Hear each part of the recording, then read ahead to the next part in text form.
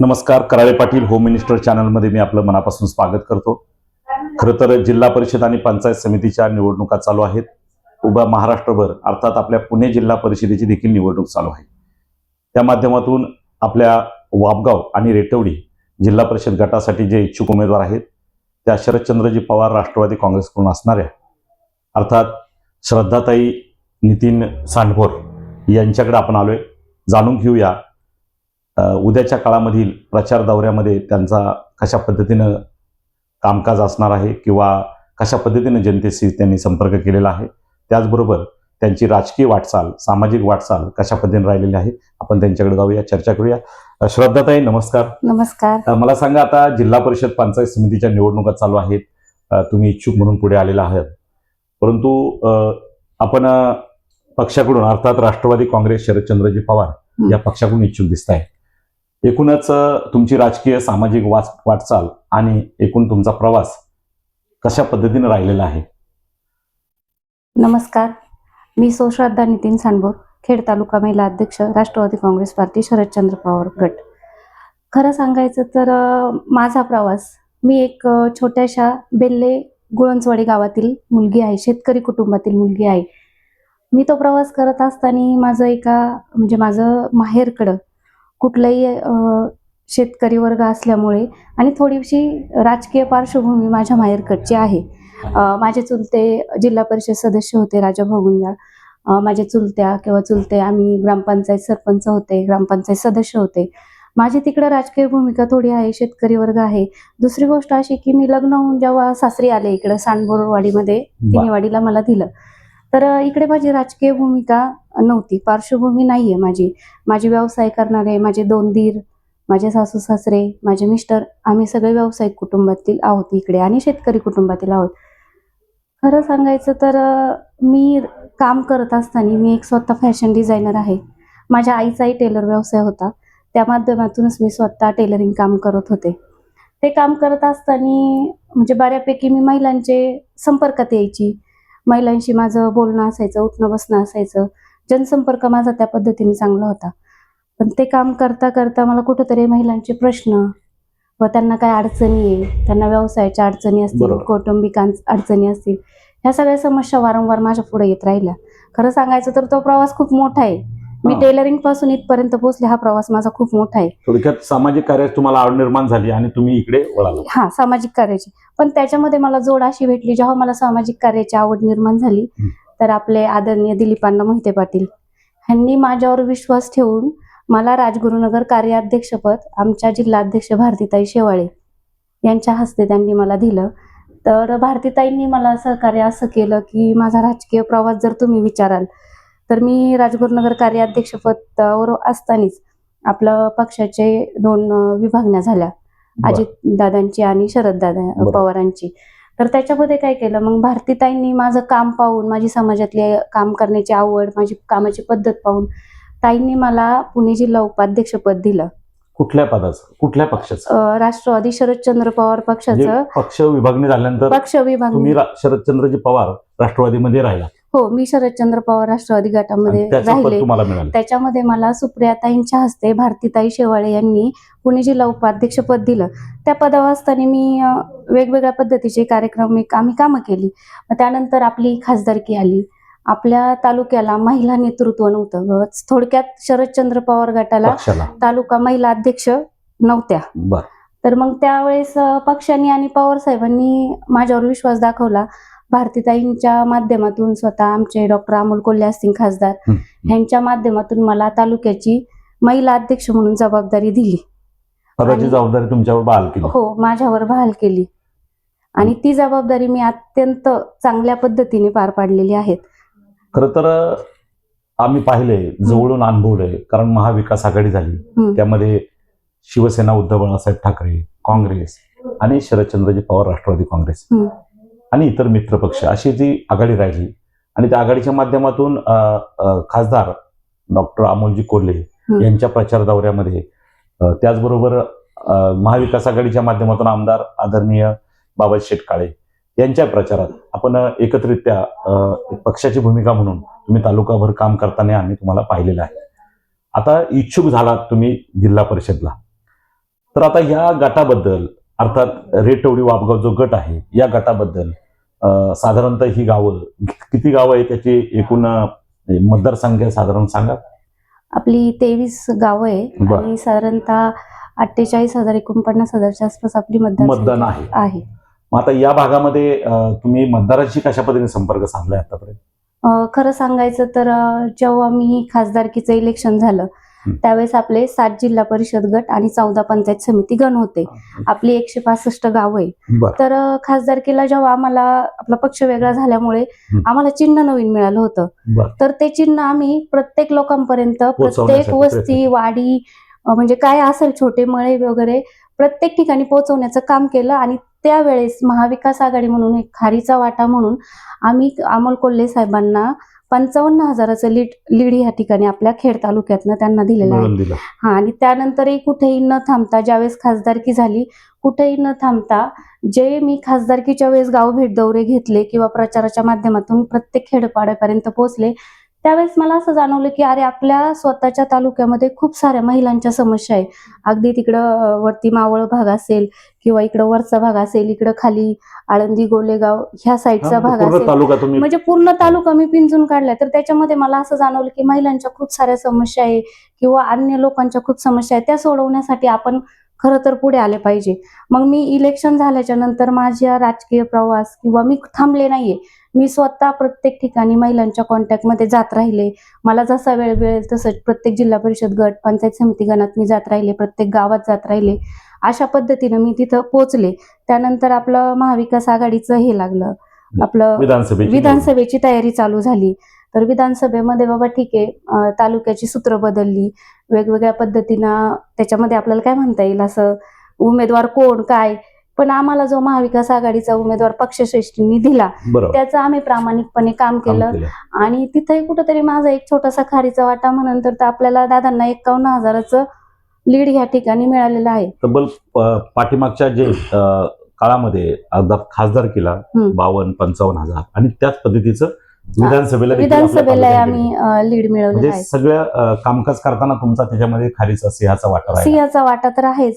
पण हे करत असताना कुठंतरी मी ना लोकांच्या समस्या आपल्यापर्यंत कशा पोहोचतील यासाठी ना मी स्वतः प्रत्येक गावामध्ये एक तालुका म्हणजे गाव प्रतिनिधी म्हणून महिला नेमलेली, का ती महिला मला प्रत्येक गावातल्या समस्या सांगल. मी ज्या गावात जाईल त्या गावामध्ये ती माझ्यासाठी असेल, असं मी माझी स्वतःची एक ओळख निर्माण तालुका अध्यक्ष म्हणून तिथं केलेली आहे. खरं तर तुम्ही तुमच्या पक्षाचं काम करताना प्रामाणिकपणे प्रत्येक गावात प्रत्येक ठिकाणी तुमचं चिन्ह किंवा पक्षाचं काम पोचवलं, संघटन चांगलं उभं केलं. आता आपल्याला एका जिल्हा परिषद गटाकडे लक्ष केंद्रित करायचंय, तर तो गट म्हणजे आपला वापगाव रेटवडी गट. तर या गटामध्ये साधारणतः तुम्ही संपर्क करताना काय जाणवते की तिथल्या काही समस्या उद्याच्या काळात आपल्याला सोडावं लागतील, असं काय जाणवते? खरं तर वापगाव रेटवडी गट हा आता नव्याने झालाय आपल्याकडे. पहिला आपला सांडबोरवाडी काळूस होता, बरोबर, काही गावं इकडची तिकडे गेली. तर मी साधारणतः 1-2 वर्षापासून वापगाव रेटवडी गटातली जी गावं असतील, पूर, गोसाशी, गुळाणी, वापगाव, निमगाव, खरपुडी, ह्या गावांमध्ये वेगवेगळ्या म्हणजे महिला आर्थिक सक्षमीकरणाचे कार्यक्रम घेतले. म्हणजे त्यावेळेस मी जिल्हा परिषदला इच्छुक आहे म्हणून नाही, मी 2 वर्षापासून तिथे काम करते.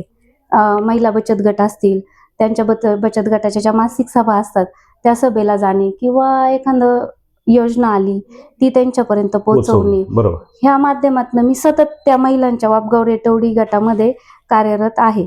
आणि वापगाव रेटवडीच नाही, असं मी बाकी गटामध्ये कार्यरत आहे. पण आपण प्रामुख्याने आता वापगाव रेटवडी गटामध्ये बोलतोय, तर मी त्याविषयीच तुम्हाला बोलते की त्या पद्धतीकडे पाण्याच्या खूप साऱ्या समस्या आहे. म्हणजे वरच्या पट्ट्यामध्ये पाणी समस्या आहे, लाईट, रस्ते. दुसरी एक समस्या अशी की तिथं महिला वर्ग आहे पण त्या महिला वर्गाच्या हाताला काम नाहीये. लाईट, पाणी, रस्ते हे तर होणारच आहे, पण त्या महिलांना रोजगार नाही, स्वयंरोजगार उभा नाहीये. परत शेतकऱ्यांच्या खूप सारे अडचणी तिथं त्यांना. आणि पहिली गोष्ट, हा भाग वरती असल्यामुळे तिकडनं जाण्या येण्याच्या व्यवस्था नाहीये. जर काही अडचण आली प्रामुख्याने आरोग्याविषयी, तर म्हणजे तिथं आरोग्य केंद्र आहे, मी माहिती घेतली, तिथे आरोग्य केंद्र आहे, पण त्या आरोग्य केंद्रामध्ये सुविधा तशा पद्धतीच्या उपलब्ध नाहीये. जर ॲम्ब्युलन्स ॲम्ब्युलन्स सुद्धा त्या आरोग्य केंद्रामध्ये उपलब्ध नाहीये. लवकर होत नाही. जर एखाद्याला अचानक काय प्रॉब्लेम झाला तर खेडवरनं ती ॲम्ब्युलन्स तिथं पोहोचेपर्यंत त्या माणसाचं काय होईल. बरोबर. ह्या खूप साऱ्या समस्या महिलांनी तिथं मांडलेल्या आहे. आणि खरं तर पाण्याची समस्या त्यांची तर खूपच मोठी आहे. आजकाल भरपूर जणांनी आश्वासनं दिले, मी म्हणजे खूप वेळा ऐकले हा, का बरोबर. येतात आणि आश्वासन देतात. तर माझं म्हणणं काय, मला विकास तर करायचाच आहे. ते तर रस्ते, आश्वासनाच्या लाईट. आश्वासनाच्या बाबतीत बोलत असाल तर ते आम्ही ऐकून, कारण त्या भागातले आम्ही मोडतो. हा, त्यामुळे आश्वासन भरपूर, आता ठोसपणे आश्वासन. पावलं उचलणं गरजेचं आहे. ठोसपणे पावलं उचलणं त्यासाठी गरजेचं. तुम्हाला आता हे सगळं तुम्ही बोलताना मी ऐकलंय. आता हे पाणी, नंतर तुम्ही म्हणजे आरोग्याच्या सुविधा, रस्ते, दळणवळण, ह्या सगळ्या गोष्टी तुम्ही बारकाईने पाहिल्यात. खूप आता बारकाईने याच्यावर पाहिलं. सोडवण्यासाठी तुमची भूमिका किंवा तुमची त्याच्याकडे कसं पाहता, कशा पद्धतीने तुम्ही उद्याच्या काळात सोडवणार? आता खरं तर ह्या समस्या सोडवण्यासाठी माझ्याकडे काहीतरी पाहिजे, पद पाहिजे. कारण की मी अशी तालुका अध्यक्ष पदावर आहे, पण ह्या समस्या सोडवण्यासाठी आपल्याला एखादं पद पाहिजे. एखाद्या अधिकाऱ्याला आपल्याला बोलता आलं पाहिजे, माझ्या ह्या भागातली ही समस्या आहे, ही झालीच पाहिजे आणि ही तुम्ही सोडवलीच पाहिजे. अगदी बरोबर. आणि त्या समस्या सोडवण्याचा मी 100% प्रयत्न करेन आणि त्या भागाचा विकास करण्याचाही माझा प्रयत्न हा 100% असेल. खरं तर तुम्ही म्हणताय, अगदी मला त्याची ताकदीची गरज थोडक्यात आपण म्हणूया. हो. तुम्हाला पद असेल तर ताकद मिळेल किंवा काही गोष्टी अधिकाऱ्यांना बोलू शकता. मग तो पंचायत समिती सदस्य जे 2 असतात, जिल्हा परिषद सदस्य आणि आमदार, खासदार, हे सगळे आपल्या विचाराचे असल्यामुळे आपल्या तुम्ही ते विचाराचे. सहजरित्या सोडू शकाल असं तुम्हाला वाटतं. तर यातून मला एक पक्षाचा प्रश्न विचारायचा आहे. काय परिस्थिती राहील? महाविकास आघाडी राहील का स्वबळावर ह्या निवडणुका राहतील? काय वाटतं जिल्हा परिषदमध्ये? आता तसं सांगायचं म्हटलं तर आता राजकीय समीकरणं ही खूप बदललेली आहेत. आम्ही पुणे महानगरपालिकेमध्ये अजितदादा आणि शरद पवार साहेब आम्ही एकत्र लढलोत. त्याच्यामुळे आता तालुक्यात महाविकास आघाडी होती का महायुती होती, हे हा सर्व निर्णय पक्षश्रेष्ठींचा असेल. आणि आता मी माझ्या पक्षाकडनं म्हणजे तुतारीच्या ह्या पक्षाकडनं मी स्वतः इच्छुक आहे. आणि मी असं म्हणते की माझी 90% उमेदवारी ही फायनल पण झालेली आहे. पण शेवटी कसं आहे, पक्षश्रेष्ठी जो निर्णय घेतील त्याच्यामध्ये अमोलदादा असतील, शरदचंद्र पवार साहेब असतील, अजितदादा असतील किंवा आपले बाबाजीदादा असतील, म्हणजे स्थानिक लेवल आणि वरिष्ठ लेवल ह्यांच्यामध्ये जो काही निर्णय होईल तो मला 100% मान्य असेल. खरं तर पिंपरी चिंचवड महानगरपालिका किंवा अजून अन्य ठिकाणी जसं ठाकरे बंधू एकत्र आले, इकडे खाली आता पवार 2 एकत्र कुटुंब किंवा 2 पवार विभागलेले परत एकत्र आले. आता ही तालुक्यामध्ये वेगवेगळे गणित असणार आहेत. तर आपल्या तालुक्यामध्ये कदाचित महाविकास आघाडी होईल का महायुती होईल हे माहित नाही. पण निवडणुकीमध्ये आता तुम्ही इच्छुक आहात, पक्षाने तिकीट दिलं तुम्हाला तर त्याचा निर्णय घ्यावा लागेल. काय परिस्थिती राहील तुम्हाला असं वाटतं? या 4 जर उमेदवार रिंगणात असेल तर जनता तुम्हाला स्वीकारेल? हो, हे 4 उमेदवार जर रिंगणात असतील तर जनता मला का स्वीकारेल? धनशक्ती विरुद्ध जनशक्ती. जसे की शिवाजी महाराज फक्त मुठभर मावळे घेऊन लढले होते, तसंच आज माझ्या मागे माझ्या तालुक्यातील मुठभर महिला असू द्या, म्हणजे एकदम काय म्हणता येईल, प्रत्येक गावातली एक महिला कालच्या फक्त माझ्या एका न्यूजमुळे मला फोन करते की ताई आपल्याला लढायचंय ना, तुमच्यासारख्या सर्वसामान्य महिलेची आम्हाला गरज आहे, जी की आमच्यासाठी पोलीस प्रशासन असू द्या, आरोग्य विभाग असू द्या, शासकीय योजनांचा असू द्या, त्यासाठी अहोरात्र प्रयत्न करते. अगदी मला पोलीस प्रशासनाचं याच्यामध्ये खूप मोठं सहकार्य आहे. आता मी नावं घेऊ शकत नाही, पण काही गावांमध्ये अशा घटना घडल्यात की मी पोलीस प्रशासनाला रात्रीच्या 2 आणि 1:30 आणि 3 वाजता उठवले, साहेब माझ्या तेवढे महिला अडचणीत आहे, तेवढं तुम्ही करा. खरंच त्या पोलीस प्रशासनावाल्यांनी मला सहकार्य केले. आरोग्यामध्ये काही समस्या असतील त्या लोकांना मी आज त्या खूप मोठ्या प्रमाणात तिथे फायदा घेऊन दिलेला आहे. त्याच्यामुळे माझ्या मागे आहे ना, ही माझी सर्वसामान्य जनतेची ताकद आहे, ना की गाव पुढाऱ्यांची आहे. तुम्हाला असं म्हणायचे धनशक्तीपेक्षा माझी जनशक्ती हो कामाला येईल आणि 100%. एकूणच सगळ्या गोष्टी आपण थोडासा आत्मविश्वास पण वाटतोय, तुम्ही निवडून याल. परंतु राजकारणात जर तर आणि अनिश्चिततेचा खेळ म्हणजे राजकारण असतं. काही घडू शकतं, तिकिटाचं घडू शकतं किंवा काय. जर उद्याच्या काळात तुम्हाला पक्षानं तिकीट डावललं आणि जो काही निर्णय दुसरा झाला, तर त्यावेळेस जेवढं तुम्ही आता स्वतःसाठी झटणार तेवढीच दुसऱ्या उमेदवारासाठी तुम्ही प्रयत्न करणार? कसं आहे माहितीये का, जो पक्षश्रेष्ठी जो निर्णय देतील तो मला मान्य असेल, मी दुसऱ्या उमेदवारासाठी काम करल नाही असं नाही, शेवटी मला विकास महत्वाचा आहे. बरोबर. पण ते काम करत असताना मला फक्त आश्वासनं नकोय, कारण की मी आश्वासनावर काम करणारी महिला नाही. बरोबर, ठोस पाहिजे पाऊल. मला ठोस म्हणजे आज खरं सांगायचं म्हटलं तर खासदारांसाठी आम्ही काम केलं. मी खासदारांना बोलले की दादा आपलं सातकर स्थळामध्ये ड्रीम सिटीकडे जाणाऱ्या रस्त्यासाठी मला निधी पाहिजे. बरं. तर दादांनी मला तिथे माझ्या शब्दावर 10 लक्ष निधी टाकला. वा. हा, हेच मी माझ्या लय लांबचं म्हणजे शहराचा भाग आपला सांडबोरवाडी वगैरे येतो बरं, किंवा बरं. होलेवाडी, बरं. तर माझ्या सांडबोरवाडीकडे पानमाळ्यावरती लाईट म्हणजे लाईटचे जे दिवे आहेत रस्त्यावरचे, बरं. त्याचा खूप मोठा प्रश्न आहे. वारंवार त्या महिला माझ्या मागे लागल्यात, आपल्याला तिथे PMT चालू करायची आहे. या संदर्भामध्ये मी दादांकडे 1-2 महिन्यापूर्वी गेले होते. दादा बोलले होते मी करतो आमदार साहेब, पण अद्यापही ते काम झालं नाही. ते खूप छोटे प्रश्न आहे. बरं. मग मला काय म्हणायचंय, मला अधिकार का पाहिजे? आज मी गेले पण माझं ते काम झालं नाही, मला अधिकार याच्यासाठीच पाहिजे म्हणजे की माझी छोटी छोटी कामं 100% झाली पाहिजे. ठीक आहे, दादांनी मला शब्द दिला, दादा 100% तो पूर्ण करतील, कारण की दादांना माहितीये हे आपले कार्यकर्ते बरोबर. आणि दादा पण एक सर्वसामान्यतूनच वरती गेलेले आहेत, म्हणजे बरोबर. त्यांना कुठल्याही प्रकारचा गर्व बरोबर. नाहीये. बरोबर. जे काही आपले बरोबर. आत्ताचे आमदार आहेत त्यांना ठीक आहे, काही तांत्रिक छोट्या अडचणी असेल त्यामुळे ते होऊ शकलं नाही, पण आम्ही 1-2 दिवसामध्ये दादांना भेटून तेही काम आम्ही मार्गी लावणार आहोत. एकूणच तुमच्याशी चर्चा करताना एक जाणीव झाली की मी पक्षनिष्ठा बाळगून पक्षाच्या आदेशाप्रमाणे उद्या काम करेल. राजकारण समाजकारण करताना खऱ्या अर्थानं ताईंनी या ठिकाणी भावना व्यक्त केल्या की मी सामान्यातले उमेदवार आहे म्हणून सामान्य जनता माझ्या पाठीशी आहे. पहिली गोष्ट म्हणजे अशी दादा, माझी राजकीय पार्श्वभूमी सांगायचं म्हटलं तर माझे मिस्टर व्यवसायात आहे आणि मला हे सांगायचंय की एका महिलेला जर आवड असेल राजकीय क्षेत्राची, सामाजिक क्षेत्राची, तर ती करू शकते. जर महिला डॉक्टर होऊ शकते, पायलट होऊ शकते, रेल्वे चालू शकते, वकील होऊ शकते, तर तिची मागची पार्श्वभूमी असं नाही की तिचा नवरा डॉक्टर आहे म्हणून ती डॉक्टर झाली, असं नाही. म्हणून जिचा नवरा राजकीय पार्श्वभूमी त्याच महिलेने पुढे आलं पाहिजे, हा पहिला गैरसमज मला समाजातला दूर करायचा आहे. ज्याच्यामध्ये जी कला आहे, फक्त धनशक्ती नाही किंवा तुमच्या राजकीय तुमच्या मागे पाठिंबा आहे म्हणून तुम्ही पुढे, हे नाही. ज्या महिलेला खरंच आवड आहे ना, त्या संधी मिळाली पाहिजे. आमच्यासारख्या सर्वसामान्य कार्यकर्त्याला खरंच संधी मिळाली पाहिजे आणि मला त्याच्यामध्ये आवड आहे. भलेही माझ्या मिस्टरांना आवड नसेल, पण आज जे काय आहे, मी जे काय तालुक्यात फिरते, जे काय काम करते, हा मला त्यांचा सपोर्ट आहे ना. अगदी बरोबर. आज ते माझ्या मागे, माझे सासू सासरे असतील, दीर असतील, खंबीरपणे उभे आहेत म्हणून तर मी आज तालुक्याचं नेतृत्व करते ना महिलांचं. खरं तर आदरणीय शरदचंद्रजी पवार साहेब यांनी जे 50% आरक्षण महिलांना सक्षम व्हावं म्हणूनच केले आणि त्याच पक्षाच्या तुम्ही पदाधिकारी आहात. मला तर तुम्हाला सार्थ अभिमान असेल, खूप मोठा अभिमान आहे. महिला धोरण हे पवार साहेबांनी चालू केलं, पण पवार साहेबांना त्या महिलांचं इतकं कौतुक असतं की मी महिला धोरण चालू केले. आज मी स्वतः अनुभवले, मी जर एखादा प्रश्न साहेबांकडे घेऊन गेले ना, साहेब पहिले हसतात.